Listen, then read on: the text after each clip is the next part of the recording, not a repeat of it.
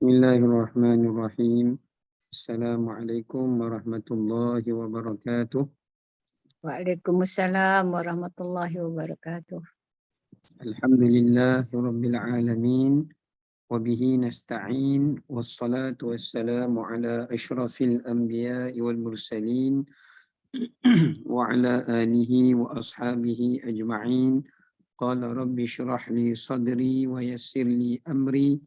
Wahlul 'uqdatam min lisani yafqahu qawli. Subhanaka la ilma lana illa ma 'allamtana innaka antal alimul hakim. Wala haula wala quwwata illa billahil aliyyil azim.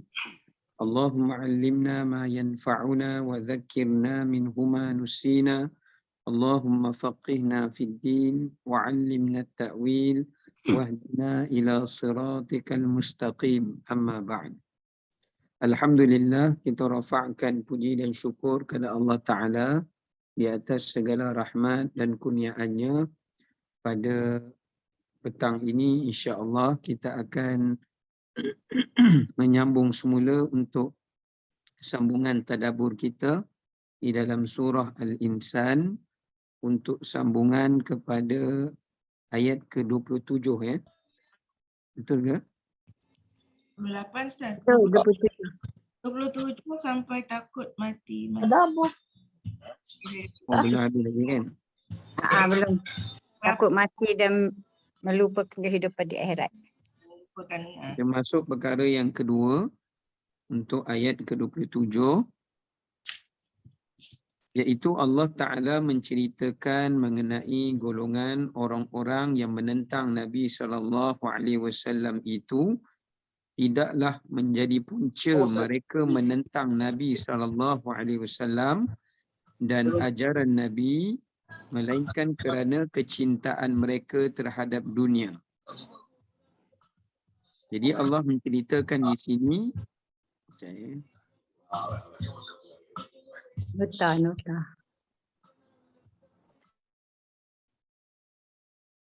maka Allah Subhanahu Taala menyatakan di sini perkara yang kedua adalah larangan menyembunyikan kebenaran.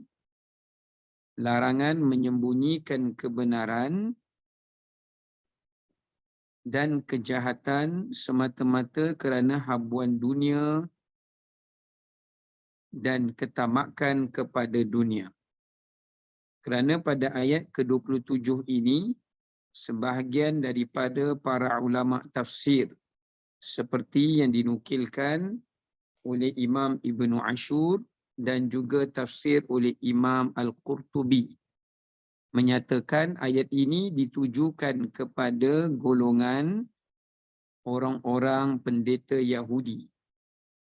Pendeta Yahudi dan rahib-rahib Yahudi dan Nasrani apabila mereka menyembunyikan kebenaran Nabi Muhammad sallallahu alaihi wasallam sebagai rasul yang diceritakan di dalam kitab mereka, selain daripada kebenaran-kebenaran ajaran baginda alaihi salam, maka mereka menyembunyikannya daripada mengkhabarkan kepada pengetahuan orang-orang musyrikin Makkah. Dan mereka tidak menyampaikannya, dan mereka juga tidak mengajarkannya kepada pengikut-pengikut mereka, dengan tujuan adalah supaya mereka ini tidak mengetahui kerasulan Nabi Muhammad sallallahu alaihi wasallam atau beriman kepada ajaran baginda, atau ingin mereka itu kekal di dalam kesesatan atau kekal di dalam kebatilan kerana tujuan untuk mereka mencari pengaruh.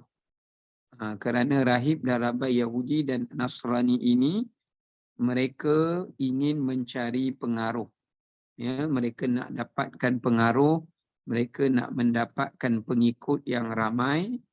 Jadi mereka telah pun menyembunyikan kebenaran selain daripada mereka mengetahui akan pesanan nabi-nabi mereka dan mereka mengetahui mengenai hukum-hukum yang telah diperintahkan oleh Allah dan Rasul mereka, namun mereka mengetahui tentang hukum yang telah mereka tukarkan dan mereka tidak menyampaikan keterangan hukum yang sebenar, sebaliknya mereka menyampaikan keterangan hukum yang telah ditukarkan itu untuk menyembunyikan kebenaran keterangan hukum yang asal daripada perintah Allah dan juga Rasulnya.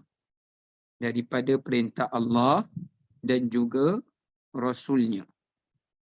Maka di sini menunjukkan pada kita pengajaran yang sangat penting.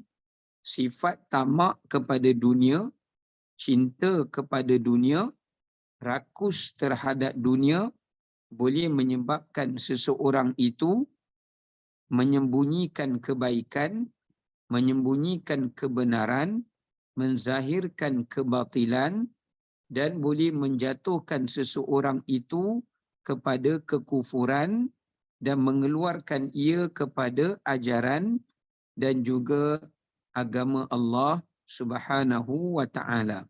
Seperti mana yang berlaku kepada golongan rahib ataupun golongan rabai di kalangan pendeta Yahudi dan Nasara. Puncanya Allah Ta'ala sebut dalam ayat Al-Quran, kita boleh tengok bagaimana Allah menyelar mereka dengan Allah mensifatkan mereka, iaitu yashtaruna bi ayatillahi thamanan qalila. Mereka itu adalah golongan yang telah menjual agama Allah, menjual kebenaran dengan kebatilan, menjual hukum hakam dengan kepalsuan. Kerana mereka menginginkan thamanan qalila. Thamanan qalila ni maknanya imbalan yang sedikit daripada habuan dunia, yang mereka lebih utamakan, yang mereka lebih tamakkan berbanding daripada ganjaran Allah yang Allah sediakan untuk mereka di hari akhirat. Ini kita boleh tengok dalam surah Al-Baqarah pada ayat 174, dalam surah Al-Imran pada ayat 77, demikian juga pada surah Al-Imran ayat 187, demikian juga dalam surah An-Nisa pada ayat 44. Jadi Allah ceritakan bagaimana mereka menjual yang pertama hukum Allah dengan menyampaikan hukum yang telah diubahkan dan menyembunyikan hukum yang asal. Yang kedua, mereka menjual janji Allah. Janji Allah ni adalah janji yang telah mereka nyatakan kepada rasul-rasul mereka yang mereka akan menyambung ajaran Rasul dan mereka akan berada di atas petunjuk agama Rasulnya, lalu mereka meninggalkan janji itu. Mereka melanggar janji mereka dengan Allah dan sumpah mereka dengan Rasul mereka, yang mereka tidak akan mengambil agama lain atau memilih agama lain selain agama Islam. Itu yang kedua yang mereka langgar. Yang ketiga yang Allah ceritakan dalam Quran, mereka menyembunyikan kebenaran kerasulan Nabi Muhammad sallallahu alaihi wasallam. Maknanya selain daripada mereka menyembunyikan hukum yang ditukar, mereka melanggar janji mereka dengan Allah dan Rasul. Ya, dalam masa yang sama juga adalah di mana mereka itu telah pun menjual kebenaran dengan menyembunyikannya. Yang keempat, yang keempat adalah mereka menjual akhirat mereka dengan dunia mereka. Mereka menjual akhirat mereka dengan dunia mereka dan menjual hidayah Allah dengan kesesatan, disebabkan kerana ketamakan mereka terhadap dunia. Jadi Allah Ta'ala sebut mereka menjual hidayah yang telah Allah beri kepada mereka, mereka tinggalkan nikmat hidayah itu dan mereka kembali kepada kesesatan nenek moyang mereka semata-mata kerana ketamakan kepada dunia. Ini beberapa ciri-ciri sifat yang Allah ceritakan mengenai golongan ini yang kita minta dijauhkan dan dihindarkan daripada kelompok ini. Baik. Kemudian kita tengok pengajaran tadabbur yang ketiga. Tadabbur yang ketiga iaitu jenis dan bahagian kecintaan terhadap dunia. Ulama membahagikan, bahkan dalam Quran telah membahagikan cinta kepada dunia ni kepada dua bahagian. Ya, cinta kepada dunia ini kepada dua bahagian. Yang pertama adalah cinta yang terpuji. Maknanya cinta terhadap dunia yang terpuji. Yang keduanya adalah cinta terhadap dunia yang terkeji. Cinta terhadap dunia yang terkeji. So ada dua lah. Satu yang terpuji, yang dibenarkan. Satu lagi yang terkeji, yang ditegah dan juga dilarang. Adapun yang terpuji itu seperti mana kita tengok pada firman Allah Subhanahu wa ta'ala. Allah Ta'ala menyatakan wabtaghi fima atakallahu ad-daral akhirah wala tansa nasibaka minad dunya. Pada surah Al-Qasas ayat 77. Allah menyatakan, rebutlah kamu akan apa yang telah Allah janjikan bagi kamu daripada habuan dunia. Namun kata Allah, janganlah kamu lupakan bahagian dunia yang telah Allah sediakan untuk kamu. Nampak? Allah tidak menyuruh kita mencari akhirat semata-mata sehingga kita meninggalkan dunia. Tapi Allah kata, carilah akhirat daripada dunia. Maknanya dapatkan ganjaran akhirat kamu melalui perantaraan dunia yang Allah berikan pada kamu. Maknanya dekat sini Quran mengajar kita mana-mana daripada cinta dunia yang membawa kita kepada cinta kepada Allah. Dunia yang membawa kita menambahkan cinta kepada Rasul. Dunia yang membawa kita dekat pada Allah. Dunia yang bawa kita taat pada Allah dan Rasul. Dunia yang membawa kita mempertahankan agama. Dunia yang membawa kita untuk mempertahankan hidayah. Dan juga apa-apa saja yang membawa kepada redha Allah, keampunan dan kasih sayangnya, maka cinta dunia yang seperti ini adalah terpuji. Seperti mana kita tengok dalam surah Al-Jumu'ah pada ayat ke-10. Allah sebut فَإِذَا قُضِيَتِ الصَّلَاةُ فَانْتَشِرُوا فِي الْأَرْضِ وَابْتَغُوا مِنْ فَضْلِ اللَّهِ. Kata Allah, bila kamu selesai daripada salat, bertibaranlah kamu ke muka bumi ini dan rebutlah kamu akan bahagian dunia daripada kurniaan Allah. Maksudnya kat sini Allah perintahkan kita setelah selesai daripada salat, kita sambung kerja kita dengan mencari rezeki-rezeki yang Allah halalkan. Maknanya kat sini menunjukkan pada kita tanda kita bersyukur kepada Allah Subhanahu wa ta'ala. Tanda kita beribadah kepada Allah itu bukan sekadar kita mengerjakan salat. Tetapi salat mendidik kita sebagai hamba Allah yang apabila kita telah selesai menyembah Allah, kita akan mencari bahagian daripada rezeki yang Allah Ta'ala hadiahkan atau minta maaf sediakan kepada kita. Dekat sini menunjukkan kepada kita bahawasanya daripada bahagian dunia yang halal yang Allah sediakan bagi kita itu juga adalah sesuatu yang boleh membawa kita kepada ganjaran di hari akhirat.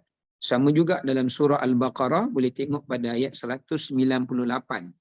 Allah menyebut laisa alaikum junahun an tabtaghu fadlam mir rabbikum. Tidak ada dosa bagi orang yang mengerjakan haji untuk mendapatkan bahagian dunia yang telah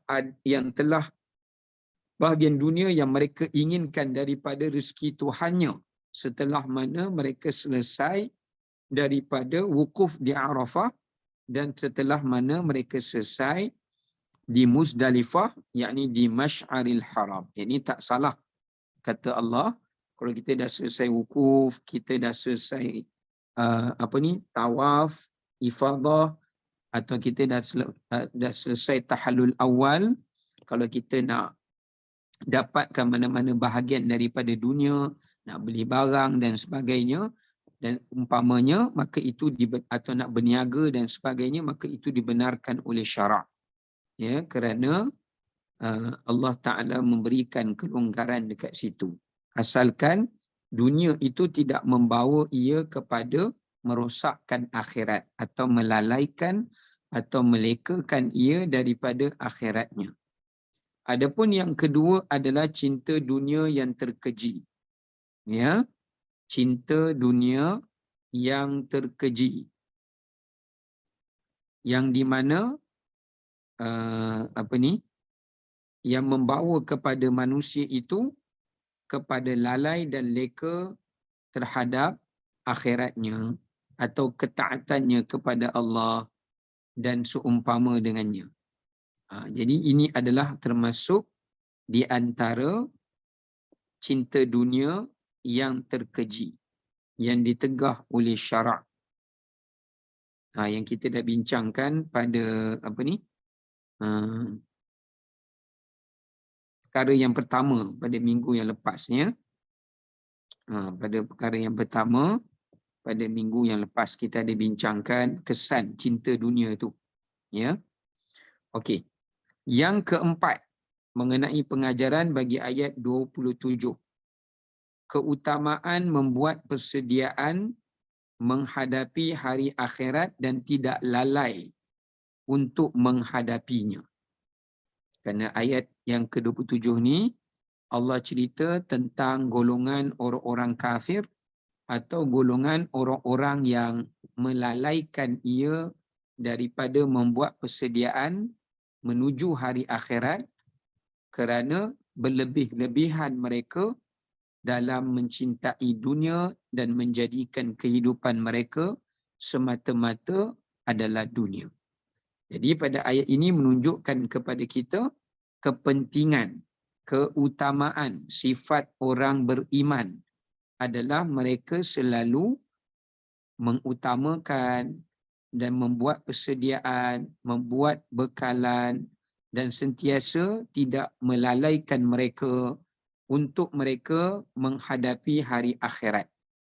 Ya, menghadapi hari akhirat, mereka tidak lalai daripadanya dan mereka tidak leka daripada menghadapi azab ataupun ancaman ataupun musibah ataupun halangan ataupun kesulitan yang berada pada hari akhirat kelak. Ya, yang berada pada hari akhirat kelak. Baik.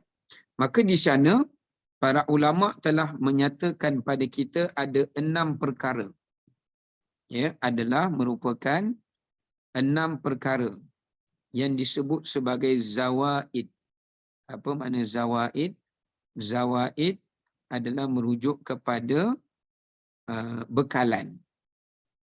Zawaid yakni bekalan untuk mereka bawa pulang kembali pada hari qiyamah.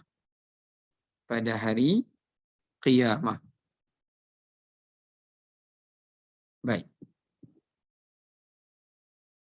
Yang pertama, sebaik-baik bekalan yang dibawa oleh seseorang itu pada hari kiamat sebagai persediaannya adalah merupakan tauhid dan iman yang yakin. Perkara yang paling bernilai, perkara yang paling bermakna dan yang paling utama sebagai persediaan dan bekalan kita kembali di hari akhirat adalah membawa tauhid, membawa keimanan yang yakin kepada Allah dan perkara-perkara yang wajib kita imani. Ini adalah perkara yang paling utama. Kenapa? Disebabkan kerana bagaimana Allah Subhanahu wa taala menyatakan kepada kita seseorang itu akan dibangkitkan ia pada hari kiamat berdasarkan kepada agama mereka atau keimanan mereka ataupun kepercayaan mereka. Ini kita boleh tengok di dalam firman Allah Subhanahu wa taala. Allah Taala ada menyebutkan dalam firman-Nya surah Al-Furqan pada ayat 17. Boleh rujuk surah Al-Furqan pada ayat 17. Allah berfirman, wa yauma yahsyuruhum wa ma ya'buduna min dunillah fayaqulu a antum adlaltum ibadi haula'i am hum dhallus sabil. Kata Allah Ta'ala, pada hari kiamat nanti apabila Allah membangkitkan manusia, Allah akan membangkitkan mereka di atas apa yang mereka sembahkan.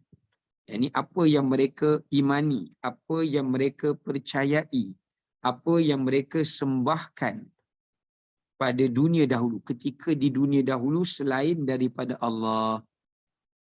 Maknanya seseorang tu dia akan bangun di hari akhirat mengikut agama mereka, mengikut keimanan mereka, mengikut kepercayaan mereka. Sehingga kan Allah kata dalam surah Furqan ayat 55, ma la yanfa'uhum wa la yadurruhum. Ketika itu barulah mereka tengok keimanan mereka pada selain Allah atau selain perkara-perkara yang disuruh mereka beriman, ma la yanfa'uhum, tidak memberi manfaat kepada mereka, wa la yadurruhum, dan tidak boleh mengelakkan mereka daripada mendapat mudarat pada hari qiyamah. Pada hari qiyamah. Dan banyak lagi lah ya. Boleh tengok juga dalam surah As-Saffat pada ayat 22. Demikian juga dalam surah Sabah pada ayat yang ke-40. Ya. Baik. Yang kedua, kesediaan dan sebaik bekalan yang kita bawa balik di akhirat agar tidak dilalaikan kita daripada dunia ini. Jangan dunia ni sampai mengubah iman kita. Dunia ni sampai boleh menjual dan menggadaikan akidah kita. Jangan. Ya. Semata-mata kerana dunia ada orang sanggup jual agama dia, jual akidah dia, jual keimanan dia. Jangan ya. Sampai dia mati di atas agama yang lain. Atau sampai dia mengimani kepada perkara-perkara yang bercanggah dengan keimanan. Yang kedua, sebaik-baik bekalan yang mereka bawa pada hari akhirat adalah merupakan amal yang soleh. Amal yang soleh. Maknanya amal yang ikhlas, amalan yang, bila kita sebut soleh, maknanya amalan yang ikhlas, amalan yang menepati syariat, amalan yang telah dicontohkan oleh Nabi SAW. Bukan amalan yang direka-reka atau satu amalan yang telah pun ditokok tambah dalam agama, ya, dan juga bukanlah amalan-amalan yang riya, yang ujub, yang sum'ah dan sebagainya. Jadi yang kedua adalah merupakan amal yang salih. Ini berdasarkan surah Kahfi, kita boleh tengok di mana Allah Ta'ala menyebutkan faman kana yarju liqa'a rabbih falyamal amalan salihah. Sesiapa yang ingin kembali bertemu dengan Allah dalam keadaan dia mengharapkan rahmat Allah, maka hendaklah dia memperbanyakkan mengerjakan amal yang salih. Maka hendaklah ia banyak mengerjakan amal yang salih. Baik. Kemudian, yang ketiga, antara sebaik-baik bekalan adalah ikhlas. Ikhlas dalam ibadah, ikhlas dalam beragama. Ini sama juga dalam surah Kahfi tadi yang saya bacakan, ayat 110 Allah sebut wala yusyrik bi'ibadati rabbih ahada. Maknanya dia mestilah ikhlaskan amalannya daripada segala unsur syirik, riak. Dia kena ikhlaskan juga kepercayaannya daripada syirik. Dia kena ikhlaskan juga mengenai kehidupannya daripada atau ibadahnya daripada dia membuat sesuatu amalan dengan tujuan duniawi, bukan kerana Allah. Atau ikhlasnya ia dalam beragama, ikhlasnya dalam berjihad, ikhlasnya dalam berdakwah, ikhlasnya ia dalam menyampaikan kebenaran dan sebagainya. Ini penting.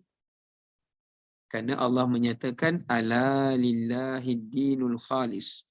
Ketahuilah sesungguhnya agama ini akan ditegakkan dengan keikhlasan. Sebab tu kalau kita tengok kenapa hari ini agama Islam tak dapat dimartabatkan? Kerana orang yang memperjuangkan agama Islam tidak ikhlas. Ya, orang yang kenapa amalan tu tak boleh istiqamah? Kenapa ilmu itu tidak memberi manfaat kepada apa yang dia pelajari? Kerana hilangnya nilai keikhlasan. Baik. Yang keempat, sebaik-baik bekalan yang kita bawa pulang kepada Allah Subhanahu Wa Taala itu adalah ilmu yang bermanfaat. Adalah ilmu yang bermanfaat. Kenapa demikian? Disebabkan kalau kita tengok di dalam ayat Al-Quranul Karim, Allah menyatakan di dalam surah Ali Imran pada ayat yang ke-18. Ayat yang ke-18. Allah menyatakan pada ayat ke-18, mana tadi? Ya. Allah ceritakan kepada kita golongan orang-orang yang akan memberikan persaksian atau diberi saksi oleh Allah dan Rasul kepada mereka. Antaranya siapa? Wa ulul ilmi qa'iman bil qist. Orang-orang yang berilmu lalu dia menggunakan ilmunya untuk qa'iman, menegakkan kebenaran, menyampaikan kebenaran, menyampaikan perintah Allah dan Rasul, ya, walaupun ditentang, walaupun dibenci, ya, dan sebagainya, dan orang-orang yang membenarkan ilmu yang dipelajarinya. Itu yang pertama. Yang kedua, kita boleh tengok juga kenapa ilmu tu yang paling bermanfaat, kerana kita boleh tengok ya dalam firman Allah Subhanahu Wa Taala, Allah ada menyebutkan surah An-Nisa pada ayat 162. Allah menyatakan orang-orang yang memiliki ilmu yang teguh, ilmu yang benar, mereka beriman kepada apa yang Allah turunkan kepada Nabi SAW, kepada Nabi sebelumnya. Mereka membenarkan ilmu tu dengan salat, dengan zakat, beriman pada Allah, pada hari kiamat. Kemudian apa kata Allah? Ulaika sanu'tihim ajran azima. Mereka yang membawa pulang di hari akhirat dengan ilmu yang dia benarkan, ya. Sebab ada orang balik ke akhirat, dia bawa balik ilmu tapi ilmu yang tak bermanfaat. Seperti orang Yahudi dan Nasrani, dia tak amal dengan ilmunya. Atau dia buat benda yang bertentangan dengan ilmunya. Maka ilmu tu tidak bermanfaat baginya di hari akhirat. Sebaliknya, ilmu yang bermanfaat kepada seseorang itu di hari akhirat, yang Allah kata tadi, sanu'tihim, surah An-Nisa tadi, ajran azima. Allah akan mengganjari bagi mereka dengan ganjaran pahala yang berganda-ganda. Yang berganda-ganda.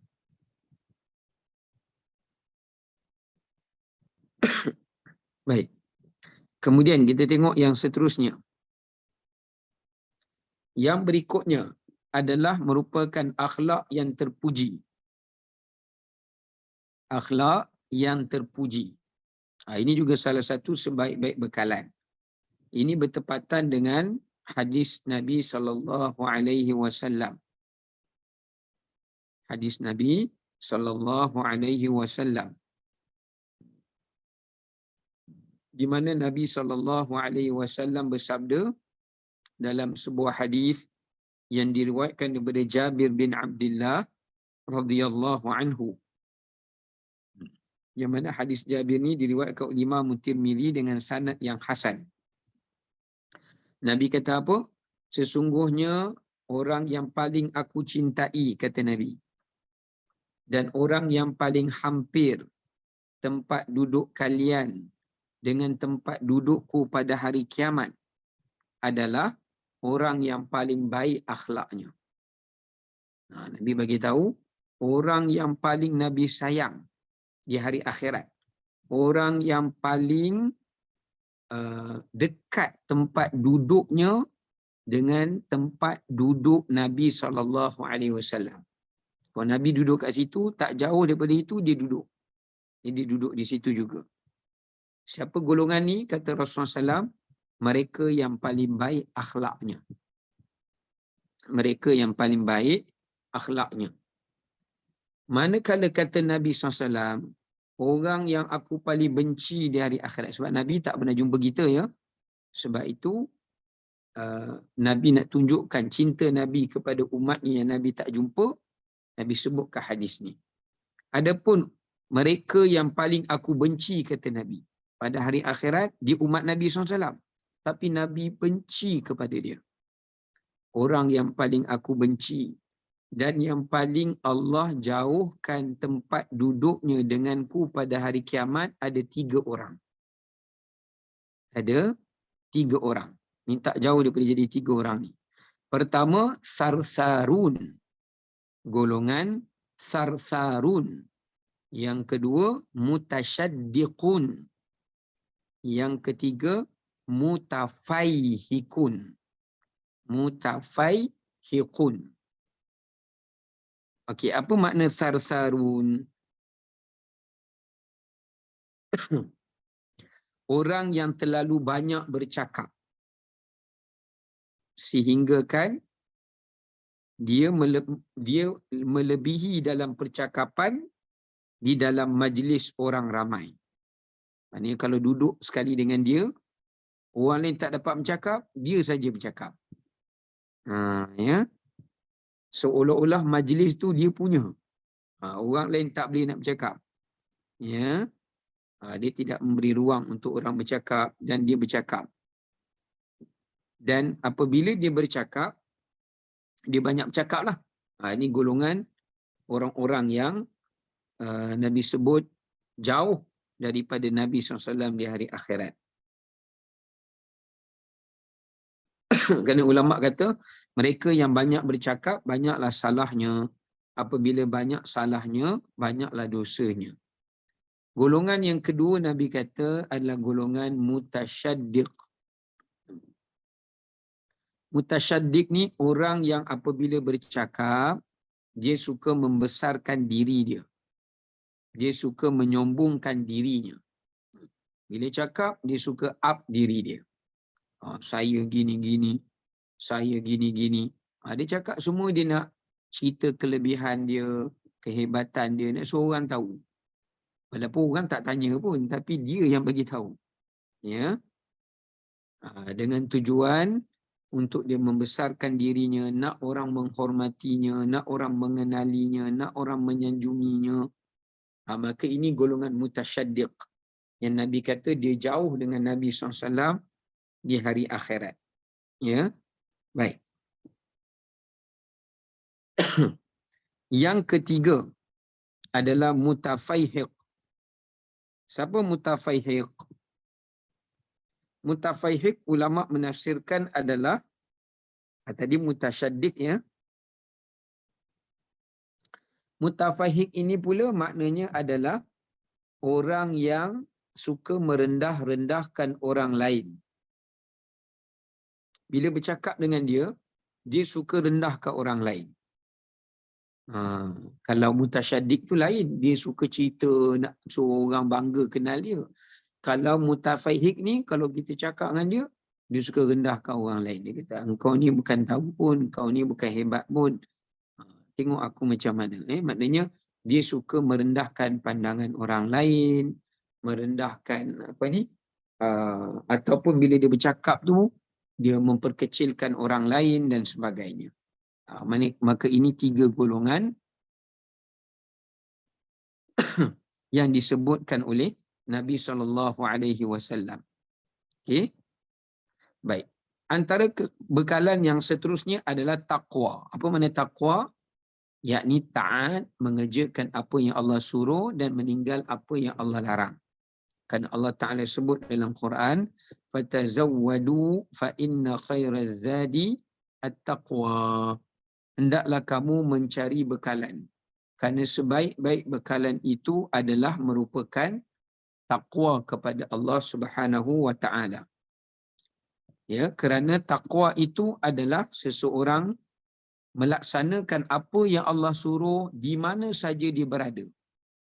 Seorang diri ke, depan orang ke, tak ada orang ke, dia tetap kekal taat pada Allah. Sama ada di hadapan bosnya ke, di hadapan majikan ke, di belakang majikan ke, takwanya sama kepada Allah dan tidak berubah-ubah. Dia bila bukan depan orang jadi baik, belakang orang jadi lain, ya. Depan majikan lain, belakang majikan lain, dia tidak begitu. Ya. Baik. Kemudiannya apa ni? Okey, itu yang ketiga lah, ya. Iaitu taqwa dan juga ketaatan kepada Allah Subhanahu wa Ta'ala. Baik. Okey, sekarang ni kita nak tengok ayat 28. Allah berfirman, A'udzubillahi minasyaitonirrajim. Nahnu khalaqnahum wa shaddadna asrahum wa idza syi'na baddalna amsalahum tabdila. Yang bermaksud, kata Allah Ta'ala, kamilah yang menciptakan mereka serta menguatkan tulang sendi dan urat saraf mereka.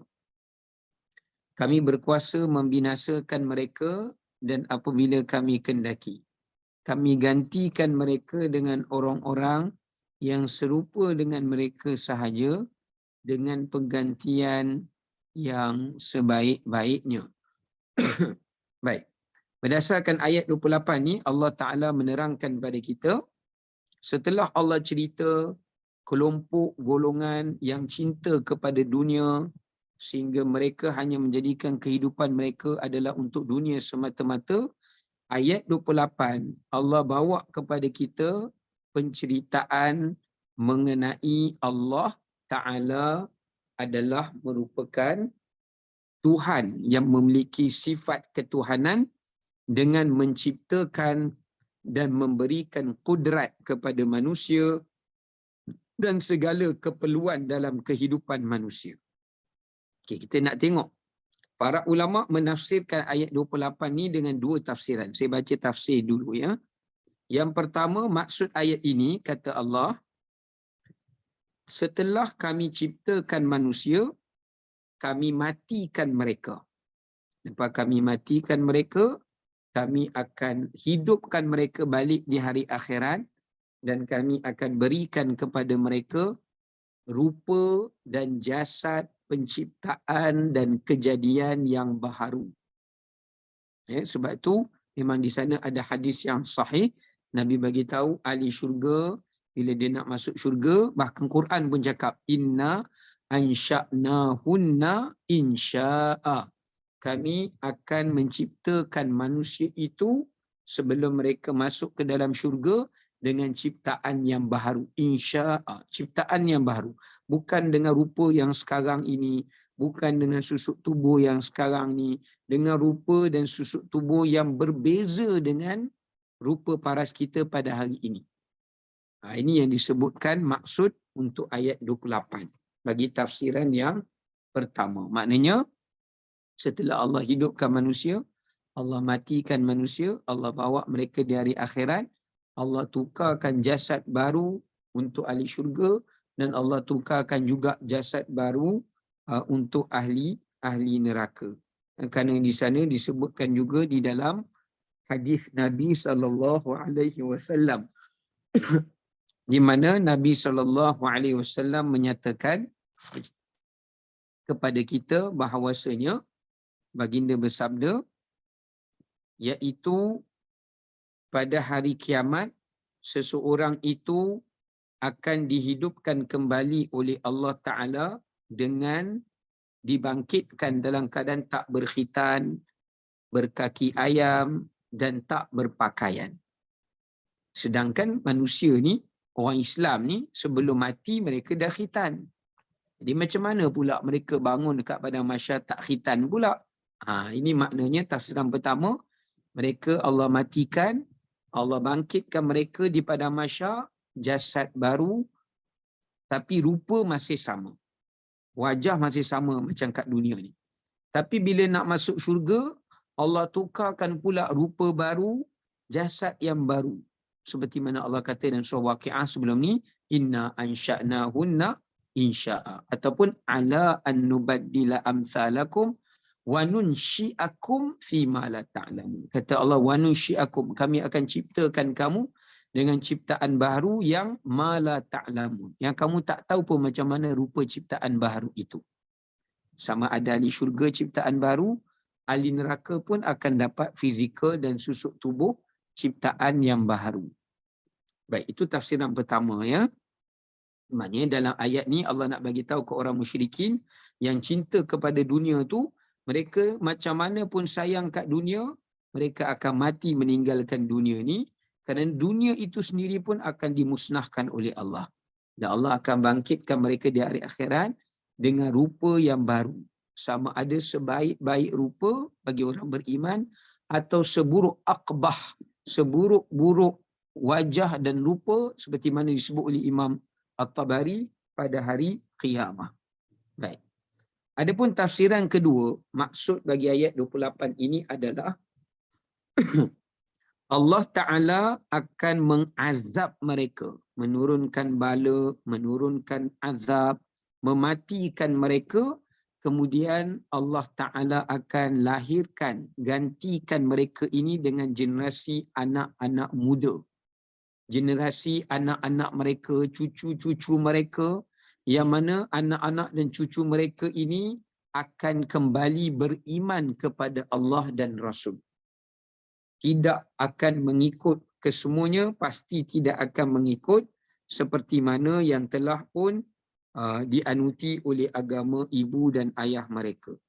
Ini adalah merupakan jaminan daripada Allah Ta'ala kepada Nabi Muhammad SAW. Seolahnya Allah kata kat Nabi SAW, janganlah engkau risau dengan mereka yang tamak kepada dunia, yang enggan beriman kepadamu, wahai Rasulullah, kerana mereka akan mati. Seperti mana Allah kata dalam Quran, innaka mayyitun wa innahum mayyitun. Engkau pun akan mati, wahai Rasulullah, mereka pun akan mati. Cuma bezanya janji Allah pada Nabi SAW, aku akan keluarkan daripada zuriat mereka, anak-anak mereka, cucu-cucu mereka dan sebagainya. Ada di kalangan mereka itu orang yang akan beriman kepadamu, kepadamu, wahai Rasulullah. Itu tafsiran yang kedua. Allah azab mereka, matikan mereka, timpakan musibah. Allah datangkan satu umat yang baru di kalangan zuriat-zuriat mereka yang akan beriman kepada Allah dan Rasul dan akan taat kepada perintah Allah dan Rasul. Ini bertepatan dengan sebuah hadis.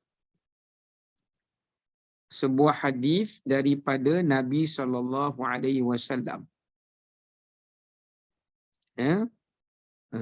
Apa ni? Dalam sebuah hadis, sekejap ya. Tadi saya jumpa dah hadis tu. Okey. Dalam hadis ini, Nabi SAW bersabda, daripada riwayat Abi Hurairah radhiyallahu an. Riwayat Muslim ya hadis ni. Apa kata Nabi SAW? Demi jiwaku berada di dalam genggamannya. Kalaulah kalian tidak melakukan dosa, kata Nabi, Allah akan mematikan kalian. Jadi kita kena faham daripada ayat ke berapa ni tadi? 28 ni, kita boleh faham dengan dua maksud tafsiran kata ulama. Yang pertama, kaum yang kafir, musyrik, ahli maksiat, kufur, Allah binasakan mereka seperti Ad, Thamud, Madian. Allah lahirkan generasi anak-anak mereka atau keturunan-keturunan mereka yang beriman. Allah lahirkan daripada keturunan mereka itu generasi yang beriman. Beriman, taat, patuh. Itu tafsiran pertama. Tafsiran kedua, katakanlah adanya satu kaum beriman, taat, tak buat dosa, Allah akan matikan kaum ni. Walaupun mereka baik pun Allah akan matikan mereka. Kemudian Allah akan datangkan satu kaum yang buat dosa. Maknanya bersilih gantilah. Tadi Allah matikan orang jahat, lahirkan generasi orang baik. Yang kedua ni Allah matikan orang baik, kemudian akan datangnya generasi orang yang berbuat dosa. Dan bila datang generasi orang berbuat dosa, mereka pun minta ampun pada Allah, lalu Allah ampunkan dosa mereka. Maknanya kalau adalah satu zaman tu orang semua baik belaka, rajin taubat, soleh, Allah tetap akan matikan mereka. Bukan bermaksud bila mereka beriman, taat, mereka tak mati. Walaupun Allah sayang pun mereka mati juga. Dan Allah akan bawa datang kaum baru yang mana mereka tu ingkar, buat dosa, tapi ada di kalangan mereka yang bertaubat pada Allah. Walaupun tidak semua. Okey. Itu tafsiran bagi ayat 28. Kita kena faham yang tu dulu. Okey, apa pengajaran yang boleh kita ambil daripada ayat yang ke-28 ini? Daripada ayat yang ke-28 ini, yang pertamanya dapat kita fahami kata para ulama bahawasanya para ulama menyatakan kebaikan dan kejahatan, maknanya kebaikan yang dibuat oleh seseorang tidak menjadikan ia terhindar atau terselamat daripada kematian. Dan tidaklah juga orang yang berbuat kejahatan, kekufuran dan kemaksiatan terselamatnya ia daripada azab Allah. So kat sini Allah nak bagi tahu, bukanlah bermaksud bila orang tu bertakwa, taat pada Allah, beriman pada Allah, bererti dia tidak akan mati. Dia akan hidup kekal selama-lamanya. Tidak. Hatta Nabi SAW dan para anbiya pun mereka akan wafat. Dan dalam masa yang sama kita nak kena faham bahawasanya akan kalau di sana ada satu hadis. Kalau ada orang salah faham hadis ni, kan kat sana ada satu hadis Nabi bersabda, barang sesiapa yang menginginkan Allah panjangkan umurnya dan Allah lapangkan rezekinya, maka hendaklah dia buat dua perkara. Nabi cakap kan, buat dua perkara. Yang pertama adalah menghubungkan silaturahim. Ya, Nabi kata yang pertama adalah dia menghubungkan silaturahim. Kalau dia nak umur panjang, kemudian murah rezeki. Yang keduanya disebutkan adalah iaitu hendaklah mereka menjadi orang yang suka berbuat sedekah. Yakni pemurah disebut dalam sebagai riwayat. Orang yang suka bersedekah. Orang yang bersifat pemurah. Ya, sebab tu janganlah kita faham kalau dia banyak sedekah berarti dia tak mati kerana banyak kebajikan dia. Tak, dia mati juga. Cuma bezanya Allah matikan mereka dalam ketaatan. Allah matikan mereka dalam keimanan. Berbeza dengan orang yang berbuat kekufuran ataupun kemaksiatan. Janganlah mereka menyangkakan bila mereka kufur, mereka buat maksiat, mereka berbuat zalim, mereka boleh aman daripada azab Allah. Sebaliknya, Allah akan turunkan azab. Allah kata baddalna. Baddalna ni ahlakna. Allah akan turunkan azab kepada mereka untuk menghentikan kekufuran mereka, menghentikan maksiat mereka, menghentikan dosa mereka. Maka Allah juga akan membinasakan mereka. Maknanya, janganlah orang-orang kafir itu berprasangka kalau mereka berbuat maksiat, mereka terlepas daripada azab Allah. Tidak. Allah akan mengazab mereka dan menghapuskan mereka untuk memberhentikan kejahatan mereka. Dan dalam masa yang sama, Allah Ta'ala suruh juga orang beriman faham. Bukan bermaksud bila mereka beriman dan taat, mereka tidak akan mati. Ya, mereka akan kekal hayatnya. Tidak. Ya, bahkan mereka juga akan mati dan akan lahirnya generasi-generasi mereka di kemudiannya. Maka di sini juga menunjuk pengajaran yang kedua. Tadi yang pertama, iaitu kita buat baik pun kita mati. Tak apa, yang penting mati dalam kebaikan. Walaupun buat baik pun tetap mati, tapi yang penting mati dalam kebaikan. Daripada membuat dosa dan kekufuran pun mati juga, tapi mati dalam keadaan diazab. Kan beza tu. Yang kedua, pengajaran dekat sini juga adalah tuntutan untuk melahirkan keturunan dan zuriat yang saleh.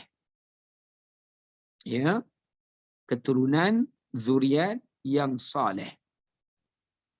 Kerana di sini menunjukkan pada kita, Allah kata baddalna, kami gantikan. Maksudnya kami matikan yang awal, kami hidupkan yang kemudian. Maksudnya mak ayah akan meninggal, anak pula. Nanti bila anak tu pula jadi mak ayah, dia pula meninggal, anak dia pula hidup. Macam itulah dia punya cyclation, sunnatullah.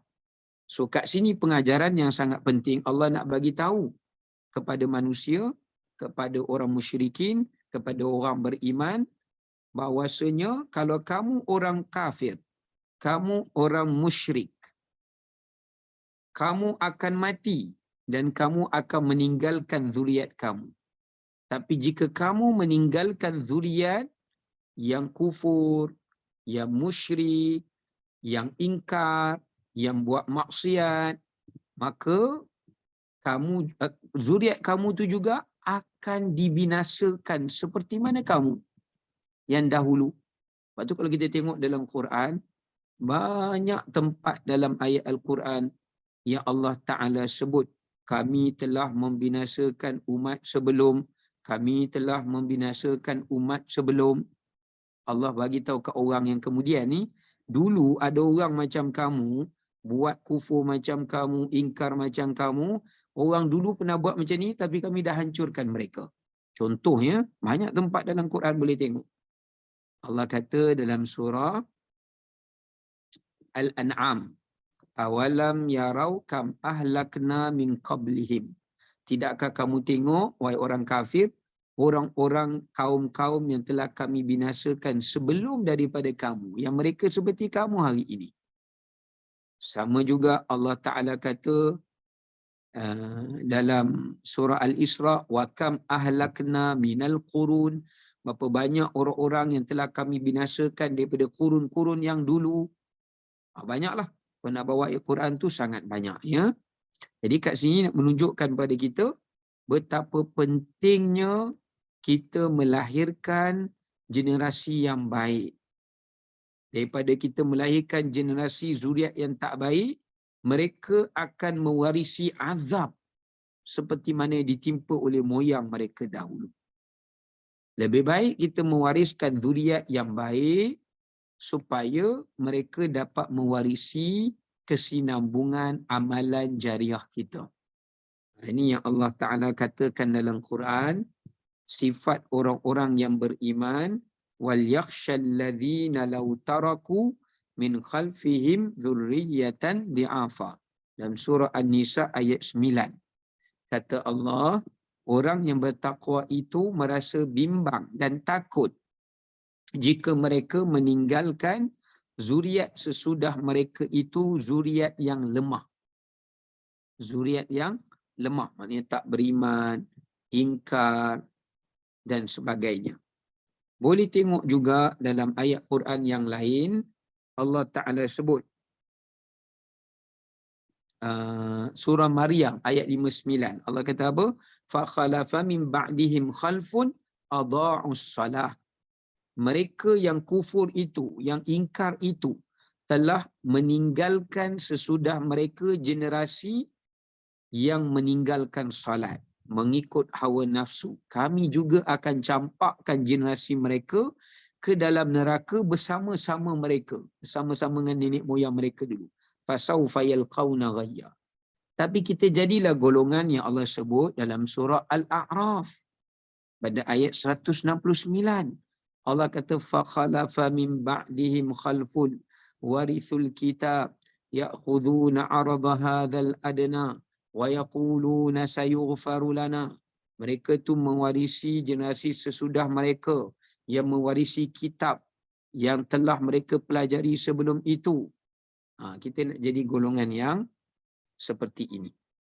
Itu pengajaran yang kedua yang boleh kita ambil daripada ayat 28. Pengajaran yang ketiga yang boleh kita ambil daripada ayat ke-28 iaitu ketetapan Allah pada kejadian alam dan makhluknya adalah mengikut sunnatullah. Ayat ini menyatakan pada kita bagaimana semua makhluk yang ada yang diciptakan semuanya berjalan kehidupan mereka mengikut peraturan sunnatullah. Apa makna sunnatullah? Iaitu mengikut ketetapan jalan Allah. Bukan jalan hidayah ya. Ketetapan jalan kehidupan.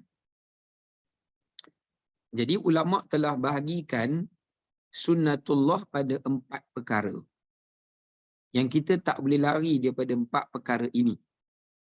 Yang Allah jadikan sebagai satu ketetapan dalam kehidupan yang kita lalui. Ya. Yang pertama, hidup dan mati. Ini tak boleh lari. Ya, hidup dan mati. Iaitu siapa yang hidup, macam mana pun dia baik, macam mana pun dia akan mati. Begitu juga orang yang zalim. Walaupun kita tengok dia banyak buat kezaliman, dia banyak membunuh orang, dia banyak kekuasaan dia, banyak harta dia untuk dia menzalimi orang, dia akan mati juga. Akan sampai masa tu untuk dia juga. Ya? Dan dia pun akan mati. Dia akan pergi. Baik ke, jahat ke, tak boleh keluar daripada ketetapan sunnatullah. Tapi lebih baik hidup baik, mati baik daripada hidup jahat, mati jahat. Ya? Ataupun hidup baik, mati jahat. Lebih baik hidup tak baik tapi mati baik. Antara dua itulah, hidup baik, mati baik, atau hidup tak baik tapi mati baik. Apa akhiran dia baik. Yang kedua, ketetapan Allah adalah iman dan kufur. Ini sunnatullah. Allah jadikan mana-mana zaman generasi manusia pasti ada yang beriman, pasti ada yang kufur dan tak beriman. Pasti ada orang yang berbuat adil, pasti akan ada orang yang berbuat zalim. Ini kita tak boleh lari. Ya, ini satu ketetapan sunnatullah. Sebab tu Allah Ta'ala disebut dalam Quran, وَكَذَلِكَ جَعَلْنَا لِكُلِّ نَبِيٍّ عَدُوًّا شَيَاطِينَ مِنَ الْإِنسِ وَالْجِنِّ. Allah bagi tahu kat Nabi SAW, kami telah menjadikan bagi setiap Nabi itu pasti akan ada musuh bagi Nabi itu. Mana-mana Allah utuskan Nabi, mana-mana Allah utuskan Rasul, pasti ada musuh bagi Nabi itu. Ketua musuh bagi Nabi itu daripada kalangan jin dan daripada kalangan manusia. Maksudnya siapa pun yang ajak orang kepada kebaikan, dia tak terselamat daripada musuh. Tapi lebih baik kata ulama, kita mendapat musuh kerana kita mengajak orang kepada kebaikan. Kerana kita menjadi musuh kepada kejahatan. Daripada kita mendapat musuh kerana kita berbuat kejahatan. Daripada kita mencari musuh kerana kita berbuat kejahatan. Okay, saya ulang, ni kata para ulama. Lebih baik kita mendapat musuh dalam kita menyampaikan kebaikan berbanding kita mencari musuh sedangkan kita menyeru pada kejahatan. Sebab orang jahat pun dia pasti ada orang yang dia akan musuhi. Yakni dia akan musuh orang yang baik. Seperti mana orang yang baik dia tak musuh dengan siapa, tapi dia dimusuhi. Dimusuhi oleh orang yang memusuhinya. Maka ini kita tak boleh lari antara iman dan kufur. Ya, ini pasti akan berlaku pada mana-mana zaman. Demikian juga antara dosa dan pahala, yakni ganjaran dan balasan. Ini satu ketetapan Allah yang kita tak boleh lari. Sama ada Allah bagi pilihan, kita buat baik dapat pahala, atau kita buat tak baik, Allah bagi dosa dan balasan hukumannya. Allah bagi hidup kita ni pilihan, syurga atau neraka, pahala atau dosa, taat atau ingkar, ibadat atau maksiat. Ini pilihan yang Allah Ta'ala berikan sebagai satu ketetapan di dalam kehidupan kita. Ya, baik. Dan yang terakhir, saya nak akhiri ayat 28 ni, iaitu sifat rububiyah bagi Allah. Ayat ni juga cerita tentang sifat rububiyah, yakni ketuhanan bagi Allah itu pada 4 perkara. Kan tadi tengok khalaqnahum wasyaddadna asrahum. Allah kata, kami ciptakan kamu dan kami yang memperelokkan ciptaan kamu. Maknanya bagi kamu rezeki sampai kamu sempurna. Atau kami yang ciptakan kamu, kemudian kami yang juga menguatkan tulang kamu, saraf kamu, sendi kamu. Maknanya Allah yang aturkan dalaman organ kita ini. Okey, kat sini ada Allah menerangkan tentang sifat ketuhanannya. Ada 4. Yang pertama, hidupkan benda yang mati. Allah kata khalaqna, kami cipta. Kalau ibu sekalian baca Quran, jumpa 3 perkataan. Khalaqa, ja'ala, ansha'a.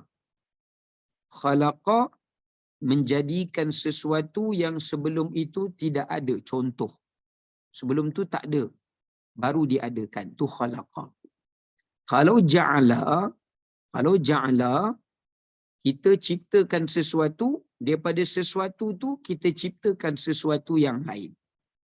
Contoh, kita ciptakan besi, contohlah kan, aluminium. Daripada aluminium tu kita buat jam. Itu ja'ala.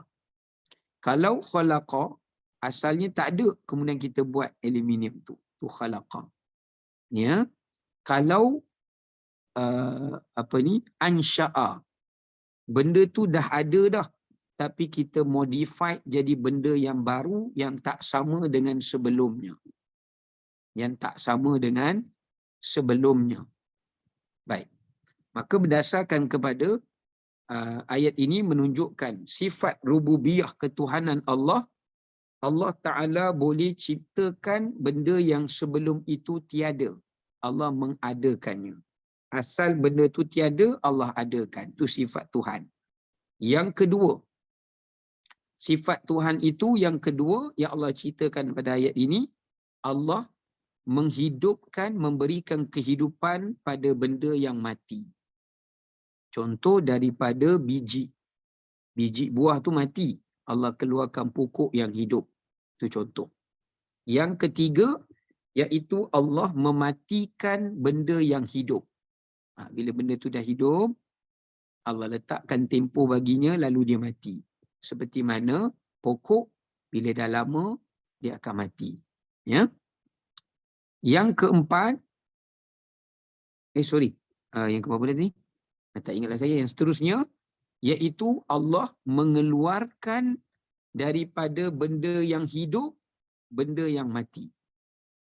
Benda tu hidup, Tapi dia benda-benda hidup tu Allah keluarkan benda yang mati. Benda tu hidup tapi Allah keluarkan benda-benda hidup tu benda yang mati. Ya. Misalnya contoh ayam. Hidup. Allah keluarkan daripada ayam telur. Telur tak hidup lagi masa tu. Anak dia tak hidup lagi. Jadi benda yang mati. Ya. Kemudian baru dia hidup.